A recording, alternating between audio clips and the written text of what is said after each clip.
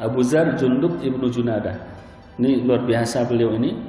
Beliau ini tinggal di sebuah kampung namanya Kampung Bani Ghifar. Dekat dari kota Madinah, perlintasan antara Mekah menuju negeri Syam. Jadi kalau orang-orang Mekah ingin berangkat ke negeri Syam, maka mereka pasti melewati daerah yang berada di sekitar Bani Ghifar. Dan Bani Ghifar ini profesinya apa? Profesinya sebagai bajing loncat kalau kita, perampok. Nah, jadi sekedarnya profesi mereka itu penghasilan mereka. Dan Abu Dzar Al-Ghifari ini atau Jundub ibnu Junadah ini itu salah satu tokoh mereka. Artinya bosnya. Jadi ketua mafianya ya. Presiden mafianya.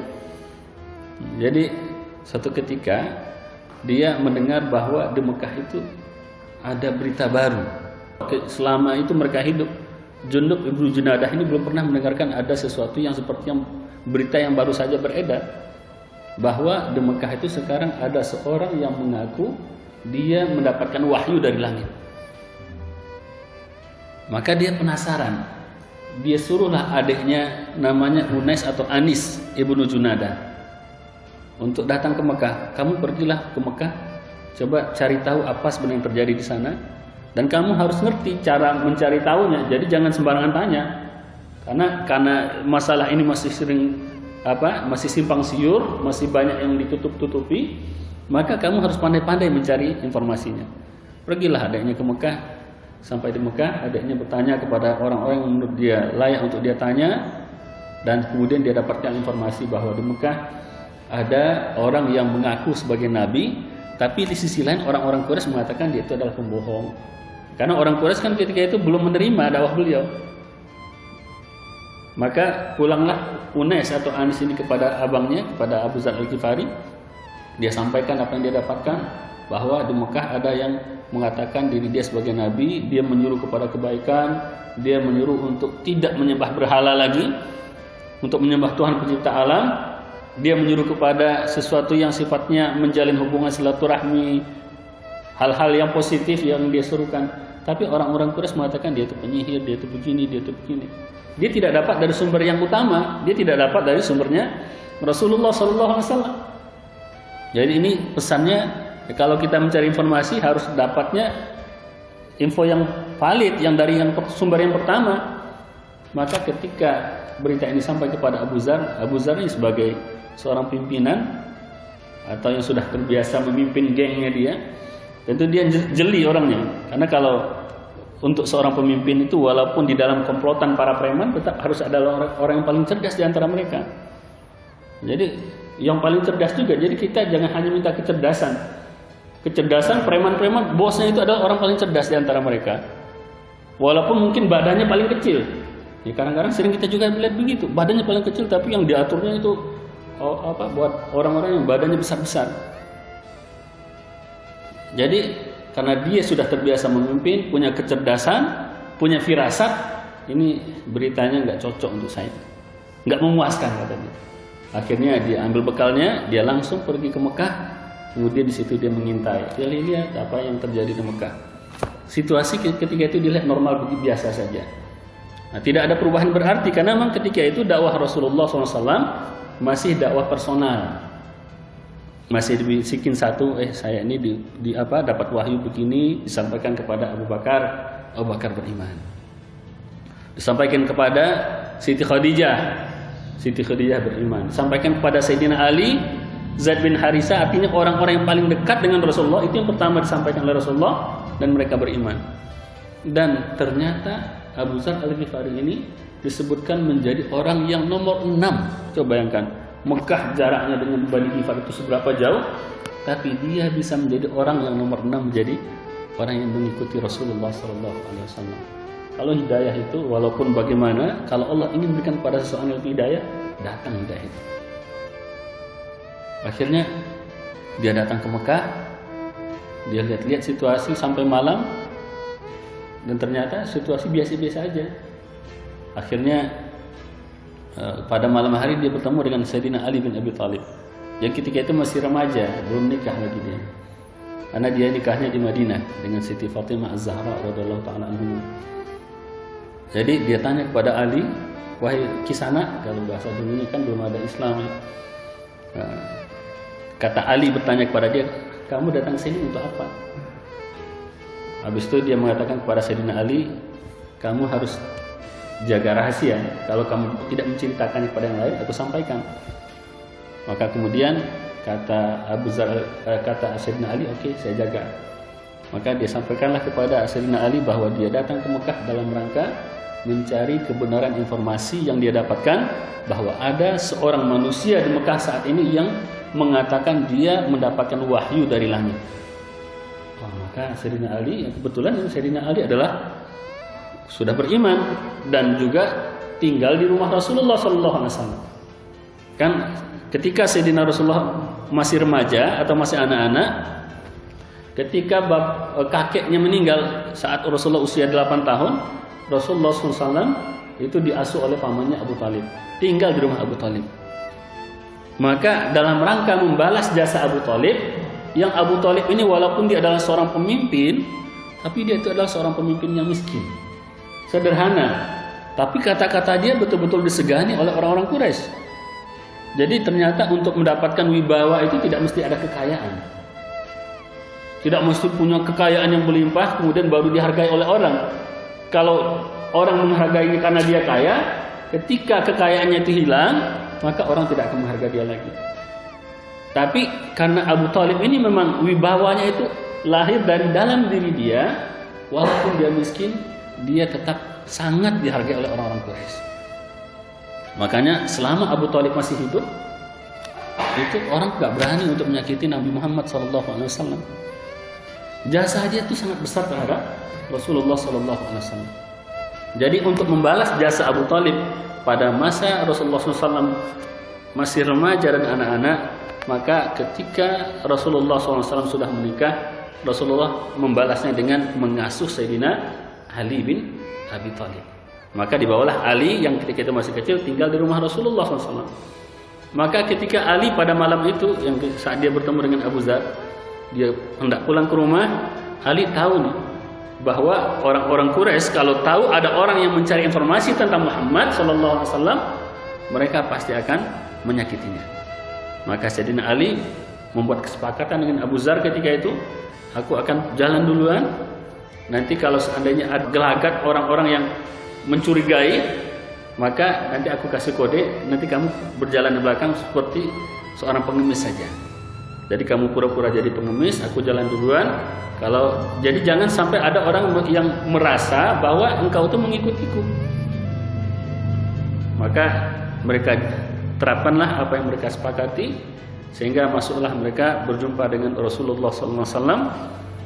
Dan ketika berjumpa dengan Rasulullah SAW, Abu Dzar yang adalah seorang bajing loncat, seorang preman besar, langsung mengatakan kepada Nabi Muhammad SAW, wahai Muhammad, saya dengar kamu mengaku sebagai seorang yang mendapatkan wahyu. Apa yang disampaikan kepadamu? Coba lantunkan, senandungkan kepada saya, kata dia kepada Rasulullah SAW. Kata Rasulullah, ini bukan syair, kata dia, tapi ini adalah Al-Quran. Nah, kalau begitu, kata Abu Dzar, bacakan kepadaku. Maka dibacakanlah oleh Rasulullah SAW beberapa ayat daripada Al-Quran, dan baru saja dia mendengarkan ayat Al-Quran yang dibacakan oleh Rasulullah SAW, dia langsung menyatakan masuk Islam saat itu juga. Ini orang kalau ada keinginan dalam hati dia, ada dorongan hati, maka sebentar saja bagi dia, dan gak butuh banyak dalil untuk beriman. Untuk taat kepada Allah gak butuh banyak dalil. Abu Dzar baru saja mendengarkan beberapa ayat dari Allah, langsung dia menyatakan asyhadu an la ilaha illallah wa asyhadu anna Muhammadar Rasulullah. Maka setelah itu Rasulullah SAW berpesan pada beliau, setelah diajarkan beberapa hal, kamu pulanglah ke Bani Ghifar, ajarkan ini kepada kaummu, serulah kaummu kepada Islam. Namun Abu Dzar, ya dasar seorang preman yang berani, dia kalau berdarah-darah itu udah biasa dia. Ya, karena dia memang aktivitas dia itu, profesi dia itu. Jadi kalau kemarin Pak Haji Pak Ketua RW dulu nanya, bagaimana kalau seseorang itu profesi dia memang harus membunuh. Dulu Abu Dzar adalah seorang yang seperti itu. Profesi dia adalah mencuri punya orang, mencuri harta orang. Tapi itu dia tinggalkan. Jadi karena dia sudah dunia dia seperti itu, dunia fisik, maka dia mengatakan kepada baginda Rasulullah, ya Rasulullah, sesuatu yang indah begini nggak mungkin akan kita simpan begitu saja ya Rasulullah. Saya akan menyuarakannya di depan Ka'bah. Yang selama ini diwanti-wanti oleh Sayyidina Ali, malah itu yang justru dia lakukan dan dia sampaikan di depan Rasulullah SAW. Rasulullah nggak bisa mencegah dia. Akhirnya dia pergi ke depan Ka'bah, dia lantangkan, wahai orang-orang Quraisy, asyhadu an la ilaha illallah wa asyhadu anna Muhammadar Rasulullah. Aku bersaksi bahwa tiada Tuhan selain Allah dan Muhammad adalah utusan Allah, katanya. Ketika baru saja dia menyampaikan kata-katanya ini, datanglah orang-orang Quraisy secara bertubi-tubi dan menghantam Abu Dzar Al-Ghifari sampai dia tersungkur tidak sadarkan diri. Sehingga datanglah Sayyidina Abbas yang ketika itu belum lagi Islam. Abbas belum Islam ketika itu. Tapi mereka punya hati, mereka punya akhlak, dan memang dasar daripada karakter diri daripada Sayyidina Abbas ini adalah orang baik. Dia sebenarnya adalah orang yang dari dulu sudah beriman, ingin beriman, akan tetapi kalah sama dorongan kaumnya. Tapi dia sendiri sudah beriman dengan apa yang disampaikan oleh baginda Rasulullah SAW. Maka Abbas menyelamatkan Abu Dzar Al-Ghifari dengan mengatakan kepada orang-orang Quraisy, wahai Quraisy, tidak tahukah kalian ini adalah orang dari Bani Ghifar? Daerah pelintasan kalian yang tanpa kalian ganggu saja, itu mereka sudah terbiasa mengganggu kalian. Coba kalau seandainya dia mengompori kaumnya, maka nggak akan ada lagi kesempatan bagi kalian untuk bisa melewati Bani Ghifar. Karena orang Quraisy itu kan aktivitas dia dagang. Di Mekah itu kan nggak ada tempat untuk menanam. Kalau di Madinah masih bisa. Jadi mereka itu betul-betul tergantung pada perdagangan. Dan kalau seandainya jalur perdagangan terganggu, ya bisa keok juga itu orang-orang Quraisy, nggak bisa makan mereka nanti. Akhirnya ditinggalkan oleh orang Quraisy Abu Dzar yang dalam kondisi setengah sadar dan berdarah-darah. Kemudian besok harinya ternyata itu dia ulang lagi. Jadi orang kalau sudah menganggap sesuatu sebagai kebenaran, sudah yakin dia, maka keyakinan dalam hati itu akan membuat dia bisa berkorban apa saja. Maka besoknya dia ulang lagi sampai dia kembali tidak sadarkan diri. Dan setelah itu pada hari berikutnya Rasulullah SAW menegaskan kepada Abu Dzar, pulanglah kamu ke kaummu, dakwahkan kepada mereka, itu lebih baik bagi kamu sampai kamu mendengar ketika kami sudah naik, arti ketika kami sudah tinggi, sudah menang, maka datanglah kamu bertemu dengan kami, kata Rasulullah SAW. Jadi dari awal Islam itu didakwahkan, baru ada 6 orang atau sekitar, ya dalam hitungan jari saja itu disampaikan oleh Rasulullah. Itu Rasulullah sudah menyampaikan kepada Abu Dzar bahwa nanti kita akan menang. Artinya masa depan Islam itu sudah disampaikan oleh Rasulullah bahwa dia akan menang. Karena Allah mengatakan dalam Al-Quran, Alladzi arsala rasulahu bil huda wa dinil haqq liyudhhirahu 'ala dini kullihi walau karihal kafirun. Yang telah mengirimkan Rasulnya Nabi Muhammad SAW dengan risalah ad-dinil haq, agama yang benar, liyudhhirahu 'ala dini kullihi, agar dia menjadikan agamanya ini sebagai pemenang atas semua agama. Jadi dari awal sudah disampaikan bahwa nanti kami akan menang, tapi kamu sabar saja. Akhirnya pulanglah Abu Dzar, sampai di kampungnya apa yang dia lakukan? Seluruh kaumnya dia dakwahi kepada Allah SWT. Maka masuk Islamlah seluruh Bani Ghifar. Itu dia datang kepada Rasulullah SAW pada tahun pertama kenabian. Lebih kurang pada tahun 13 sebelum hijrahnya Rasulullah SAW. Selama itu dia dakwahi kaumnya. Akhirnya masuk Islamlah seluruh Bani Ghifar. Pada tahun ketiga Hijriah, artinya 15 tahun kemudian, itu dia datang kepada Rasulullah SAW. Dia membawa Bani Ghifar seluruhnya sudah masuk Islam. Kemudian di samping Bani Ghifar, dia juga telah mendakwahi kaum yang lain yang namanya Bani Salim. Bani Salim pun masuk Islam di tangan Abu Dzar Al-Ghifari. Coba bayangkan, seorang ketua preman, ketika dia jadi preman jadi ketua, ketika dia sudah Islam jadi ketua juga, dia dakwahi orang-orang yang ada di sekitar dia, semuanya jadi masuk Islam kepada di bawah asuhan atau di bawah dakwah daripada Sayyidina Abu Dzar Al-Ghifari. Sehingga ketika mereka datang pada tahun ketiga Hijriah, Rasulullah mengatakan, Ghifar, ghafarallahu laha. Ghifar, Allah mengampuni dosa-dosa mereka. Salim, salamahallah. Bani Salim, Allah menyelamatkan mereka, kata baginda Rasulullah sallallahu alaihi wasallam. Dan itu adalah buah daripada perjuangan Sayyidina Abu Dzar Al-Ghifari. Jadi dia bukan seorang sahabat yang biasa. Dan yang uniknya di dalam kisah Abu Dzar ini, dengan modal keislaman atau modal ilmu yang sedikit tentang Al-Quran, tapi kok bisa dia? Kok bisa teguh, kok bisa berjuang, kok bisa mendakwahi, dan orang kok mau semua gitu. Itu mungkin berangkat daripada ketulusan hati. Dan juga mungkin di sisi lain, ya karena mereka sudah melihat apa yang mereka jalani selama ini memang tidak fitrah sama sekali. Sehingga ketika ada ajakan fitrah, walaupun sedikit baru, belum tuntas mereka terima Islam secara umum, tapi mereka sudah bisa menerima. Karena yang diajarkan oleh baginda Rasulullah itu adalah fitrah yang sesuai dengan kehidupan kita sebagai manusia. Maka Abu Dzar bertemu lagi dengan Rasulullah pada tahun ketiga Hijriah. Tepatnya setelah Rasulullah SAW menang dalam perang Badar dan kalah dalam perang Uhud. Dan datanglah dia tahun ketiga Hijriah setelah perang Uhud dan berkumpul dengan Rasulullah. Dan dengan kehadiran dua kabilah yang besar ini, maka semakin kokohlah pasukan kaum muslimin yang ada di Madinah ketika itu. Dan begitu juga disusul oleh beberapa kabilah-kabilah yang lain.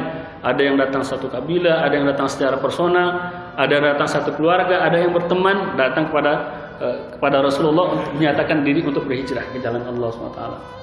Makanya yang awalnya jumlah muhajirin yang datang ke Madinah hanya sekitar 150-an orang, tapi di dalam perang Fathu Makkah itu jumlah kaum muslimin yang datang untuk menyelamatkan kota Mekah atau untuk mengeluarkan kota Mekah daripada kesyirikan jumlahnya sampai 10.000 pasukan.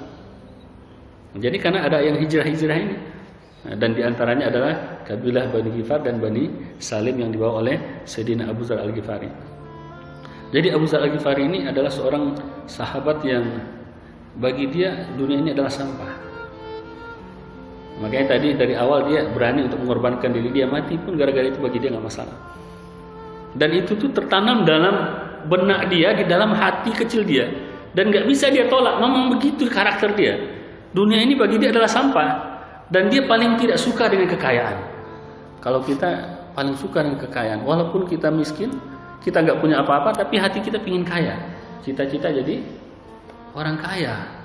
Kalau dia diberikan kekayaan, dia ambil secukupnya, kemudian diserahkan kepada yang lain. Dan itu karakter dia memang. Maka ketika dia berjalan dengan pembantunya atau dengan budaknya, pakaiannya antara dia dengan pembantunya sama. Susah kalau kita terapkan. Ketika makan, makanan yang dia makan dengan pembantunya juga sama.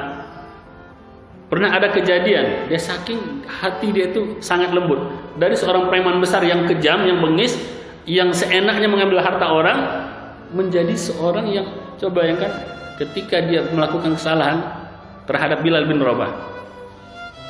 Jadi ada seteruan antara dia dengan Sayyidina Bilal bin Rabah. Sehingga keluarlah kata-kata yang selama ini mungkin dia sudah menahan, karena dikekang terus oleh Islam, dididik terus oleh Islam, tapi ketika emosi keluar juga. Keluarlah kata-kata yang menyakitkan bagi Sayyidina Bilal. Apa kata dia kepada Bilal? Ya Ibn Sauda. Dia sambil marah dia katakan, wahai anak hitam, anak perempuan hitam. Oh, Bilal yang tersinggung. Memang dia hitam memang. Ibunya juga hitam. Tapi kalau dengan intonasi hardikan ya pasti tersinggung. Sama kalau kita dikatakan oleh seseorang, wahai muslim, ya kita juga tersinggung. Sebagaimana kalau seandainya ada orang kafir dikatakan, wahai kafir, tersinggung juga. Maka tersinggunglah Sayyidina Bilal bin Rabah.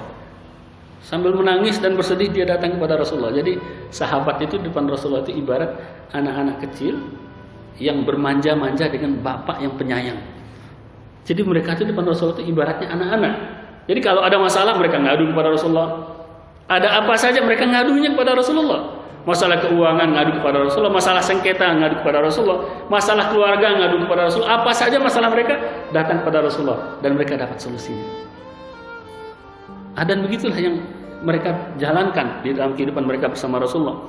Datanglah Bilal kepada Rasulullah sambil menangis. Ya bayangkan orang yang sudah tua datang menangis mengadu gitu.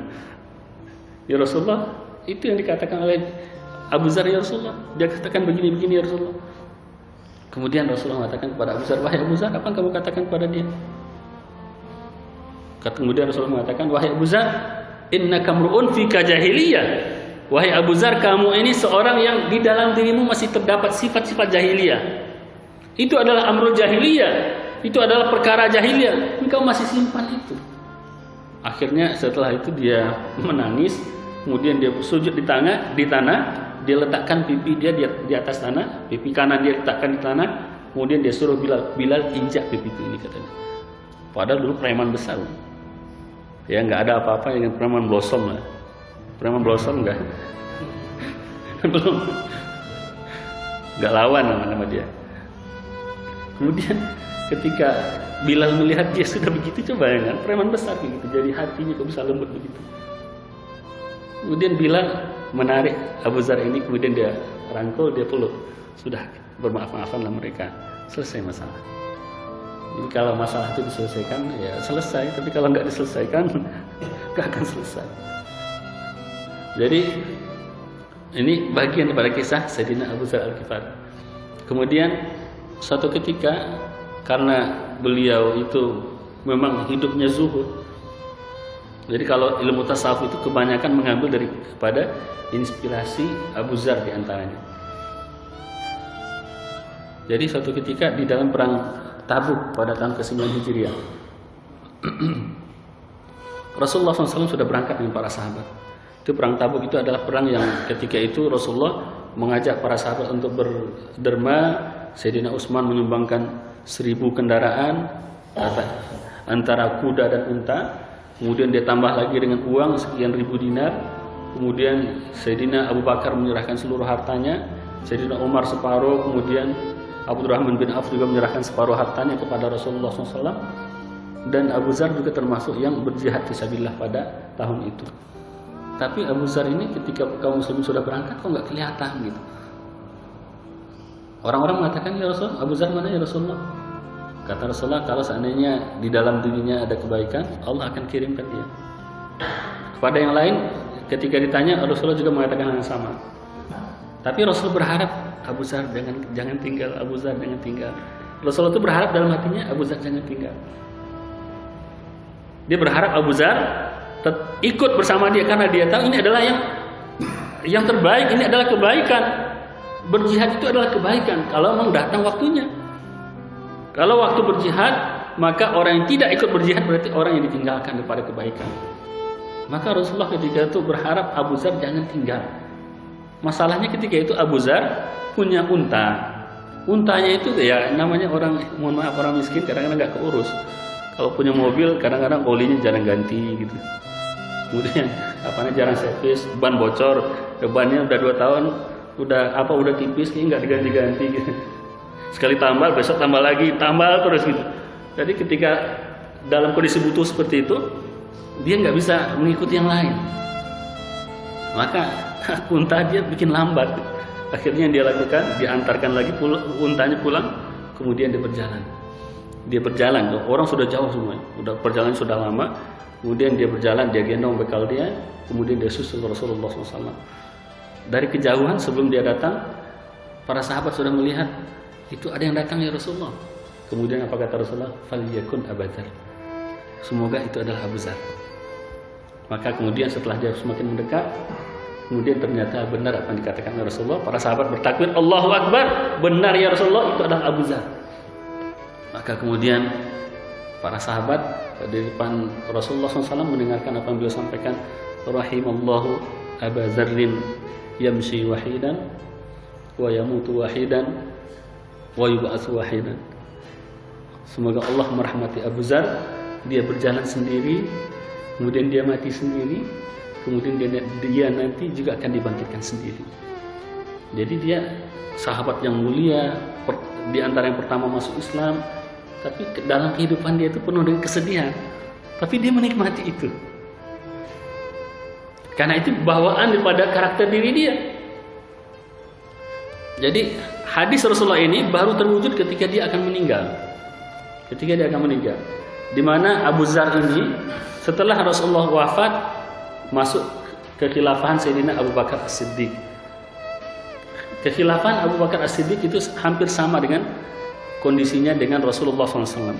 Artinya kezuhudan ada, perjuangan ada di jalan Allah. Orang belum lagi sibuk memikirkan dunia, masih sibuk untuk menyebarkan Islam. Pada masa Sayyidina Umar, kehidupan juga lebih kurang sama. Ditambah lagi Sayyidina Umar ini, Sayyidina Umar bin Khattab, dia tegas terhadap para pembantunya. Jangankan terhadap para pembantunya, terhadap diri dia, terhadap anak dia. Anak dia, kalau ketika dia melihat kok unta anaknya lebih besar daripada yang lain, digembalakan di tempat yang sama, yang lain kurus-kurus kok punya anak dia jadi besar, itu dihisap oleh dia. Kamu kenapa? Kok unta kamu besar? Kenapa dia bisa kenyang? Karena anak khalifah. Digituin sama dia kepada anaknya Abdullah bin Umar. Maka Abu Dzar melihat situasi begini ya tenang-tenang saja, sesuai dengan jiwa dia. Tapi ketika masuk masa kekhilafahan Sayyidina Utsman ibn Affan, Sayyidina Utsman ini kan dari tadi kita bilang dia itu bukan orang kaya baru. Dia itu adalah orang super kaya dari dulu. Dia beli sumur, dia wakafkan kepada kaum muslimin. Di dalam perang Tabuk tadi dia sumbangkan sumbangan yang kata Rasulullah, dengan sumbangannya itu ma darra Utsman ma fa'ala ba'dal yaum. Tidak akan mudarat kepada Utsman apapun yang dilakukan setelah ini. Kenapa? Karena saking banyaknya yang disumbangkan di jalan Allah SWT. Jadi dia bukan orang kaya baru. Tapi Abu Dzar memang musuhnya kekayaan. Dan dia nggak siap untuk melihat kekayaan karena dia tahu dunia ini nggak ada apa-apanya. Dan dia pingin pikiran dia ini ditangkap dan diamalkan oleh semua orang. Kita pikir nggak bisa juga. Akhirnya ketika masa Sayyidina Utsman, ketika itu dia masih berada di negeri Syam. Di negeri Syam ketika itu gubernurnya adalah Muawiyah bin Abu Sufyan. Muawiyah punya istana, dia punya kebun, punya kuda, punya unta yang banyak. Ya, karena hasil daripada ghanimah juga, daripada perniagaan mereka juga. Dan dia paling tidak suka. Maka karena dia tidak suka dan dia orangnya revolusioner, jadi memberontak gitu. Maka ketika Muawiyah bin Abi Sufyan berada di tengah orang-orang Syam, saat itu dia sampaikan dengan lantang, wahai kaum muslimin, sesungguhnya Allah SWT mengatakan dalam Al-Quran, innal ladzina yaknizuna az-zahaba wal fiddata wa la yunfiqunaha fi sabilillah fabashshirhum bi'adzabin alim. Wahai orang-orang beriman, sesungguhnya Allah mengatakan bahwa orang-orang yang menimbun harta, menimbun emas dan perak dan tidak mereka sumbangkan di jalan Allah, maka berikan kepada mereka kabar yang buruk, yaitu dengan azab yang pedih. Pada hari itu di mana akan disetrika dengan emas dan perak yang mereka simpan itu, punggung mereka, badan mereka, semua mereka akan disiksa dengan emas itu dan perak yang mereka timbun itu. Tapi Muawiyah bin Abu Sufyan, semoga Allah meridhoinya, punya penafsiran sendiri. Menurut dia ini adalah ayat diturunkan berkaitan dengan ahli kitab. Karena memang sebelum ayat ini Allah mengatakan, ya ayyuhalladzina amanu inna katsiran minal ahbar war ruhban. Sesungguhnya kebanyakan orang-orang rahib dan pendeta-pendeta itu la yakuluna amwalan nasi bil batil. Mereka itu memakan harta manusia secara batil. Ayat ini datang setelah ayat yang berbicara tentang ahli kitab. Maka Muawiyah mengatakan ini kaitannya dengan ahli kitab. Allah menceritakan bahwa kebanyakan rahib-rahib itu atau pendeta-pendeta itu memakan harta manusia secara batil. Abu Dzar mengatakan bukan, ini untuk ahli kitab dan juga untuk kita. Dan dia ngotot dengan itu. Akhirnya timbullah semacam ketidaknyamanan di tengah kehidupan sosial masyarakat Syam ketika itu. Maka Muawiyah pun mengirimkan surat kepada Sayyidina Utsman dan menyampaikan bahwa Abu Dzar bikin onar di negeri Syam, sehingga dipanggillah dia oleh Sayyidina Utsman. berangkat dia ke negeri Syam atas panggilan pada Sayyidina Utsman. Jadi sampai di Madinah ketika berhadapan dengan Sayyidina Utsman, hal yang sama juga terjadi. Di dalam pemahaman kebanyakan umat Islam dan juga para sahabat, bahwa ketika seseorang itu sudah membayarkan zakat yang wajib atas hartanya, maka tidak ada kewajiban lagi atas dia dalam hartanya tersebut untuk yang lain-lainnya. Tapi bagi Abu Dzar tidak.